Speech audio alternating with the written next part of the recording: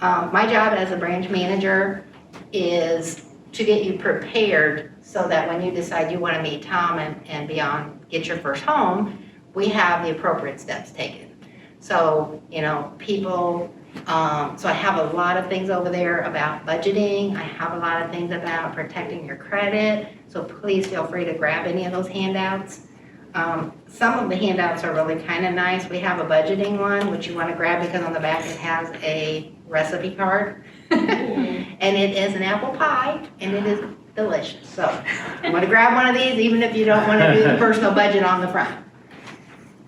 The other one, it's kind of your library card, but it's for credit, okay? So basically, I don't know if people know this, but you can pull your credit from each credit bureau once a year.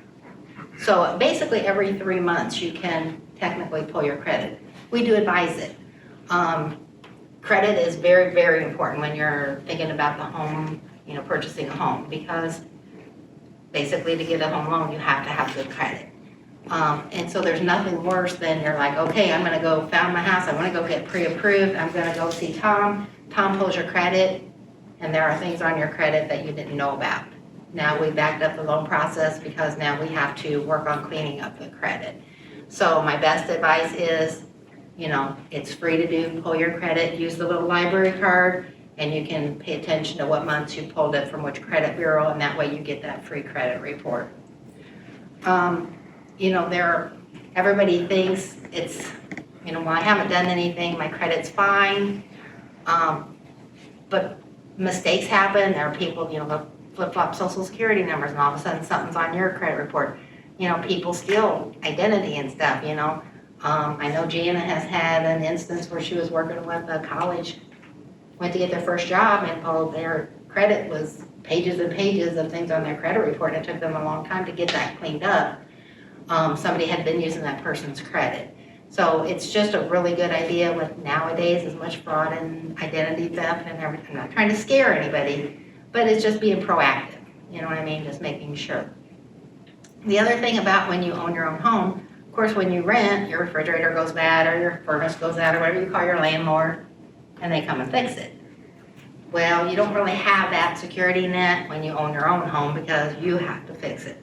So that's where budgeting really comes into effect. We want to make sure people don't realize until you really sit down and do a budget. I myself didn't realize, okay, I make this much money. And then when I sit there and do my budget, I'm like, okay, where is some of this money going? So it's just a really good idea to sit and look at it, because when you actually put it on pencil and paper, it helps you actually realize, okay, I got this much coming in, I have this much going on. I really could be saving a portion of that. I advise a lot of my clients, especially when I get the young kids, those are the most fun. But when we very first open their account, we would tell them, let's do your checking account, but let's go ahead and open a savings account. You get in the habit of saving 10% of what you make or 5% of what you make. Any dollar amount that you get in the habit of doing, you start a lifelong habit. And that way, when unplanned expenses come up, there again, you're not having to borrow money to fix, you know what I mean, because you've already got that money set aside. And it's just a lifelong habit. So, you might be making $20,000 now, but you might be making $70,000 then. But if you've been saving 10% of that and that's your habit, it's just a great lifelong habit to get into. So we do encourage the savings part of this. Does anybody have questions about credit or anything like that? I get constant access to my credit through H&R Block, which we have our taxes done through. Mm-hmm.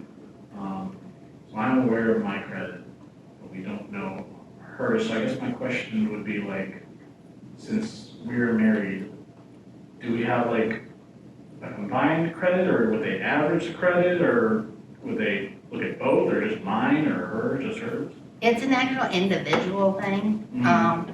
And I hate to be brutally honest, but there have been times, Tom, you're looking at me too. The husband has great credit and the wife's maybe credit is, or vice versa, you know what I mean? But there have been times where they have to approve the loan on one income because the only person that could qualify for the loan is this person. Well, when you're only looking at one income, then how much house you can buy.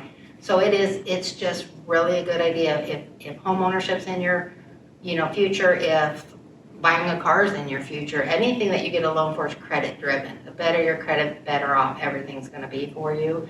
So take the time to look at the credit, but no, they don't combine your credit scores. So if you have an 800 and you have a 400, it's not like we're gonna take the happy medium. I wish we could say we would, because that makes it a little better sometimes. But basically it's individual credit. So it's just really good. Yeah, so there's 3 credit bureaus that we pull from, and we throw out the high one and the low one and use the middle score. So your loan as a couple would have 1 credit score attached to that file. So whatever the lowest middle score between the 2 of you would be the main score that's used for your file. So yeah, like you say, if somebody's, one's really good, one's really bad, we may only be able to use the good one for that file, and whoever score that is, their corresponding income with that score, so. Are there any quick ways to get your credit score to improve? Quick ways to get what? Your credit score to improve? I know there's a lot of things out there that say they're quick ways. Yeah, quick, depends on your definition of quick. I mean, it depends on what it is. If there's, student loans or any federal loans that have gone in default that you're way behind on, or, a current mortgage that you're behind, or something like that may take, honestly, could be years before it builds back up. If there's mistakes, if nothing is like 2 weeks quick by any means, but if there's mistakes that we can fix and, was an error, maybe within a few months we can combat that. But it's best to be proactive is what the whole thing would be, just try to stay on top of that.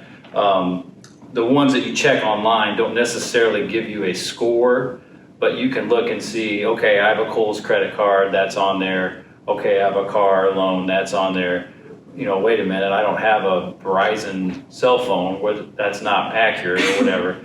So it may not give you a score, but it may let you at least look on there and make sure that what shows on with their records matches what you have and what's correct. So it's good to. Yeah, I just, things just go so much better if you don't have any credit score issues, you know what I mean? But, and developing a credit score is good too, because you have some people come in and they have no credit at all. Well, I paid everything in cash, I just don't have credit, It's good to establish credit. I know a lot of people, you'll hear Dave Ramsey or whatever, like, don't do credit cards, don't do this, don't do that, okay? Yes and no. Everybody needs credit. Nobody can base a loan on it if there's no credit history, So I encourage even the young people to get a credit card, but be very diligent with it. We never want to max a credit card out. If you get a $1,000 credit card, you don't want to spend $1,000 on a credit card because that will hurt your credit score. What you want to do is, stay below 50% of what the limit is and then pay it off every month. The credit card company's not happy that much, they're gonna pay you rewards and they're not gonna get anything for it, but that's the way to use your credit cards. It shows that history, it shows that pattern, so, other places can look at that and go, okay, they were really good, they took care of their credit card, and that's gonna build your credit score. But there again, you max that credit card out, you miss a payment, you're late on that payment, it's gonna be the very opposite of what we want it to do. So I personally do not think credit cards are a bad thing, because I think that's the way to get your foot in the door and get things started. As long as you go into it with that in mind. I kind of disagree with Dave Ramsey, so. And there is a flyer on the table back there that kind of outlines the factors that make up your credit score. So, 35% payment history, 30% amount, so different things that all go into building that score to where you want it. So, like she said, the 30% amounts owed means if you have a credit card balance with a $10,000 limit, that you keep that balance as low. You know, it's the ratio of how much you can spend versus how much you have spent on that card. So the lower the balance with the highest limit or whatever, that the bigger ratio there helps build up your score. And longevity too. You know, I see a lot of people, well, I'm gonna get 0% on this one, so they credit card hop. You know, I'm gonna have this credit card, then I'm gonna hop to this credit card, I'm gonna do a balance transfer, I'm gonna hop to this credit card. Longevity is a big factor too. So if they see you've had this credit card for 6 The history, years or yeah. 10 years, you've got the history point, where you lose that history if you're constantly opening a new card. And it's also hard to keep track of your, when you pull your credit, you know what I mean? And you wanna try to look at all those credit cards against what's on your thing. I mean, I won't lie, one time I sat down and cleaned out my billfold and because I didn't realize at the time. So I had a Fashion Bug card and I had this card and I had that. Well, I'll give you 10% off if you open a card, well then, Fashion Bug. I know, I'm showing my age. As they They've said, been most of closed the for 20 years years, haven't between they? us is all mine, so.